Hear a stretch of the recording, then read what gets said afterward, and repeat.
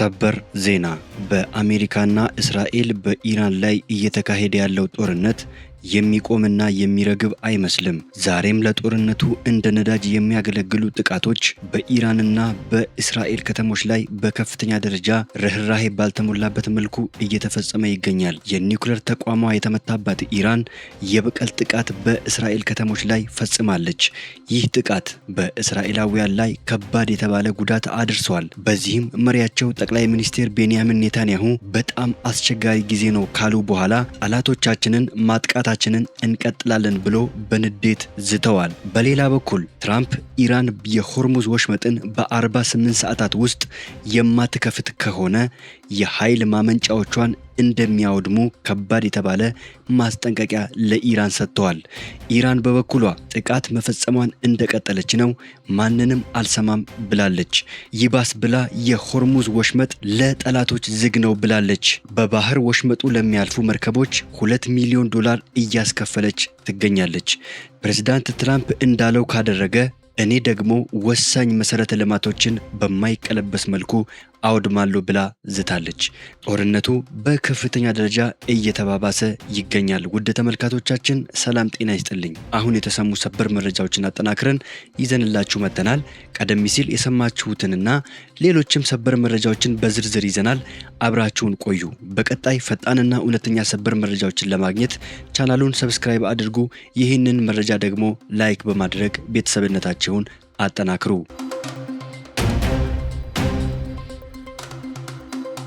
በቅድሚያ በደቡባዊ እስራኤል በምትገኘው አራድ ከተማ መሃል ላይ ኢራን በፈጸመችው ቀጥተኛ የሚሳኤል ጥቃት ከባድ ሰብአዊና ቁሳዊ ኪሳራ መድረሱ ተገልጿል። የእስራኤል የእሳት አደጋ መከላከያ አገልግሎት ባወጣው መግለጫ ሚሳኤሉ በቀጥታ ያረፈው በመኖሪያ ህንፃዎች መካከል በመሆኑ በአካባቢው ላይ እጅግ ሰፊ የሆነ ውድመት አስከትሏል ብለዋል። ይህንን ከባድ ጥቃት ተከትሎ በአራድ ከተማ የሚገኘው ሆስፒታል የአስቸኳይ ጊዜ አዋጅ አውጇል። የእስራኤል የድንገተኛ አደጋ አድን አገልግሎት በስፍራው ተገኝቶ ከፍተኛ ቁጥር ያላቸውን ተጎጂዎች በማከም ላይ ይገኛል። በተለያዩ የሕክምና ምንጮች የወጡ መረጃዎች እንደሚያሳዩት በጥቃቱ በአጠቃላይ እስከ 100 የሚደርሱ ሰዎች ጉዳት የደረሰባቸው ሲሆን እስካሁን ከ64 በላይ የሚሆኑ ወደ ሆስፒታል ተወስደው የሕክምና ክትትል እየተደረገላቸው ነው። ወደ ሆስፒታሉ ከተወሰዱት ተጎጂዎች መካከል በጽኑ የቆሰሉት አንዲት የ5 ዓመት ህፃን ጨምሮ 4 ሰዎች እጅግ አሳሳቢ በሆነ ሁኔታ ላይ እንደሚገኙ ተገልጿል። በተጨማሪም 12 ሰዎች በመካከለኛ እንዲሁም 17 ያህሉ ደግሞ ቀላል ጉዳት ደርሶባቸዋል። ጉዳት ከደረሰባቸው መካከል 7ቱ በአስጊ ሁኔታ ውስጥ እንደሚገኙ ሆስፒታሉ አስታውቋል። የድንገተኛ አደጋ አገልግሎቱ የነፍስ አድን ሄሊኮፕተሮችንና ትላልቅ የህክምና ቡድኖችን ወደ ስፍራው በማሰማራት ፍለጋውን አጠናክሮ የቀጠለ ሲሆን በፍርስራሹ ውስጥ ተጨማሪ ተጎጂዎች ሊኖሩ እንደሚችሉ በማሰብ አሰሳው አሁንም ቀጥሏል። የእስራኤል መከላከያ ሰራዊት እንዳስታወቀው የእስራኤል አየር ኃይል በኢራን ዋና ከተማ ቴሄራን በሚገኙ እስላማዊ ሪፐብሊክ ስርዓት መሰረተ ልማቶች ላይ ተከታታይ የአየር ጥቃት እየፈጸመ ይገኛል። ይህ የእስራኤል የአጸፋ እርምጃ የመጣው ኢራን በደቡባዊ እስራኤል ላይ በፈጸመችው የሚሳኤል ጥቃት ከ100 በላይ ሰዎችን ማቁሰሏን ተከትሎ መሆኑን የሰራዊቱ መግለጫ አብራርቷል። የአሜሪካው ፕሬዝዳንት ዶናልድ ትራምፕ ኢራን የሆርሙዝ ባህረ ሰላጤ በ48 ሰዓታት ውስጥ ክፍት የማታደርግ ከሆነ የኃይል ማመንጫ ጣቢያዎቿን ሙሉ በሙሉ እንደሚያወድሙ ከባድ የተባለ ማስጠንቀቂያ ሰጥተዋል። ፕሬዝዳንቱ ይህንን ጠንከር ያለ መልእክት ያስተላለፉት ትሩዝ ሶሻል በተሰኘው የማህበራዊ ትስስር ገጻቸው ላይ ባሰፈሩት ጽሑፍ ነው። ፕሬዝዳንት ትራምፕ ባወጡት ጥብቅ መልእክታቸው ኢራን የሆርሙዝ ባህረ ሰላጤ ልክ ከዚህ ሰዓት ጀምሮ ባሉት 48 ሰዓታት ውስጥ ያለምንም ዛቻ ሙሉ በሙሉ ክፍት ካላደረገች አሜሪካ ከትልቁ ጣቢያ በመጀመር የተለያዩ የኃይል ማመንጫዎቿን በመምታት ታወድማለች በማለት በግልጽ ዝተዋል። ይህ ቀነ ገደብ የተቀመጠለት ማስጠንቀቂያ በመካከለኛው ምስራቅ ያለውን የጦርነት ስጋት ወደ አዲስና እጅግ አደገኛ ምዕራፍ ሊያሸጋግረው እንደሚችል ታምኖበታል። አሜሪካ እስካሁን ባለው ጊዜ በዓለም አቀፉ ኢኮኖሚና የነዳጅ ገበያ ላይ ሊደርስ የሚችለውን ከባድ ተጽዕኖ በመስጋት የኢራንን የኃይል ማመንጫና የኢነርጂ ማዕከላት ኢላማ ከማድረግ ተቆጥባ ቆይታለች። ይሁን እንጂ የፕሬዝዳንት ትራምፕ የአሁኑ ማስጠንቀቂያ አስተዳደራቸው የኢኮኖሚውን ስጋት ወደ ጎን በመተው ጠንካራ ወታደራዊ እርምጃ ለመውሰድ መዘጋጀቱን የሚያሳይ መሆኑ በዘገባው ተመላክተዋል። ኢራን በበኩሏ የኃይል ማመንጫዎቿ ኢላማ ከሆኑ ወሳኝ መሰረተ ልማቶችን በማይቀለበስ መልኩ ታወድማለች ሲሉ የኢራን የፓርላማ አፈጉባኤ አስጠንቅቀዋል። የኢራን የፓርላማ አፈጉባኤ መሐመድ ባገር አሜሪካና እስራኤል የሀገሪቱን የኃይል ማመንጫዎች ካጠቁ በባህረ ሰላጤው አካባቢ ያሉ ወሳኝ መሰረተ ልማቶችን በማይቀለበስ መልኩ እንደሚያወድሙ ዝተዋል። አፈጉባኤው በኤክስ ገጻቸው ላይ በለጠፉት መልእክት በቀጠናው ውስጥ የሚገኙ ወሳኝ መሰረተ ልማቶች፣ የኢነርጂና የነዳጅ ዘይት ተቋማት እንደ ህጋዊ ኢላማዎች ይቆጠራሉ ብለዋል። አፈጉባኤው ይህንን ያሉት ፕሬዝዳንት ትራምፕ የሰጡትን የ48 ሰዓታት ጊዜ ገደብ ተከትሎ ነው። ዶናልድ ትራምፕ ኢራን በሆርሙዝ የባህር ወሽመጥ ነዳጅ ጫኝ መርከቦች ያለምንም ስጋት መንቀሳቀስ እንዲችሉ በ48 ሰዓታት ውስጥ ክፍት ካላደረገች የኃይል ማመንጫዎቿን ለማውደም ዝተዋል። ኢራን በበኩሏ ወሽመጡ ለጠላቶች እንጂ ለሌሎች ክፍት ነው ስትል ተናግራለች።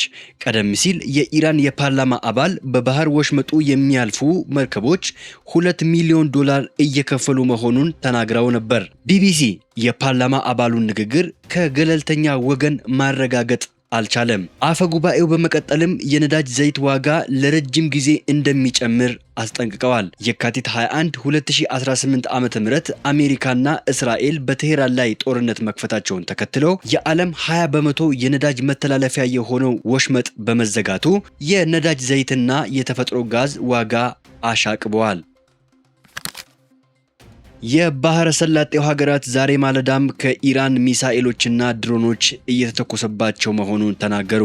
የባህረ ሰላጤው ሀገራት ከኢራን የተከፈተባቸውን ጥቃት ዛሬ ማለዳም በማክሸፍ ተጠምደው ማርፈዳቸውን ተናግረዋል። በመካከለኛው ምስራቅ እየተካሄደ ያለው ጦርነት ዛሬም የነዋሪዎቻቸውን ሕይወት ስጋት ላይ እንደጣለ ነው። ዩናይትድ አረብ ኤሚሬትስ እና ሳውዲ አረቢያ ዛሬ ማለዳ ከኢራን የተተኮሱባቸውን ሚሳኤሎች ማክሸፋቸውን ተናግረዋል። በሳውዲ አረቢያ 2 ሚሳኤሎች ሰው በማይኖርባቸው አካባቢዎች መውደቃቸውን የሀገሪቱ መገናኛ ብዙሃን ዘግበዋል። ዩኤኢ ስለ ጥቃቱ በይፋዊ መንገድ ከሚገለጹ ውጪ ምንም አይነት መረጃ እንዳይወጣ ጥብቅ ቁጥጥር ታደርጋለች። ማንኛውንም ጥቃት ወይንም የደረሰን ጉዳት መቅረጽ ህገወጥ ሲሆን አብዛኛዎቹንም ማክሸፏን የሀገሪቱ መንግስት ተናግረዋል።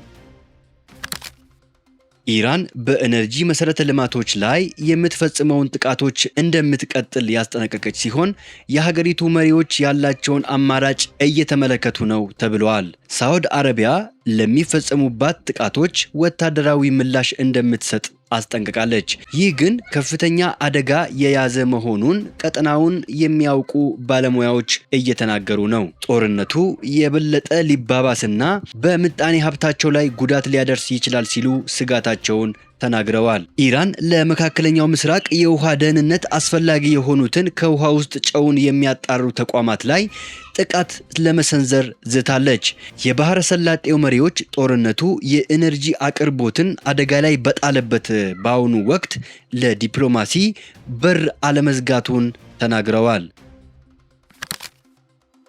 ኢራን በቴል አቪቭ ኒውክሌር ጣቢያ አቅራቢያ በፈጸመችው ጥቃት ከ30 ሰዎች በላይ ጉዳት ደረሰባቸው። እስራኤል እስካሁን ድረስ የኒውክሌር ጦር መሳሪያ እንዳላት በይፋ ተናግራ አታውቅም። ጥቃቱ ቅዳሜ ዕለት በኢራን ናታንስ የኒውክሌር ተቋም ላይ ለተፈጸመው ድብደባ ምላሽ እንደሆነ የኢራን የመንግስት ቴሌቪዥን ዘግቧል። ጠቅላይ ሚኒስትር ቤንያሚን ኔታንያሁ ከጥቃቱ በኋላ ሀገራቸው ስለ መጻኢ ጊዜ ስንዋጋ ያሳለፍነው አስቸጋሪ ሌሊት ብለውታል። ዓለም አቀፉ የአቶሚክ ኢነርጂ ኤጀንሲ ከዲሞና ከተማ 13 ኪሎ ሜትር ርቀት ላይ በሚገኘው የኒውክሌር ምርምር ተቋም ላይ የደረሰ ጉዳት ስለመኖሩ ማረጋገጫ እንደሌለው ገልጸዋል። የተቋሙ ዋና ዳይሬክተር ራፋኤል ግሮስ በተለይም በኒውክሌር ተቋማት አቅራቢያ ከፍተኛ ወታደራዊ ጥንቃቄ መደረግ አለበት ብለዋል። በቅርብ ርቀት በምትገኘው አራድ ከተማ በተፈጸመ ሌላ ጥቃት ከ80 በላይ ሰዎች ሕክምና እየተደረገላቸው መሆኑን ገልጸዋል። ከእነዚህም ውስጥ 47ቱ ቀላል ጉዳት የደረሰባቸው ሲሆን 10ሩ ደግሞ አስጊ ሁኔታ ላይ ይገኛሉ ሲል አሳውቋል። ውድ ተመልካቾቻችን ለሰዓቱ የተሰሙ ሰበር መረጃዎች ወደ እናንተ ያደረስናቸው ናቸው። በሌላ ሰበር መረጃዎች እስከምንገናኝ ቸር ቆዩልን። ሰላም ለዓለማችን ይሁን።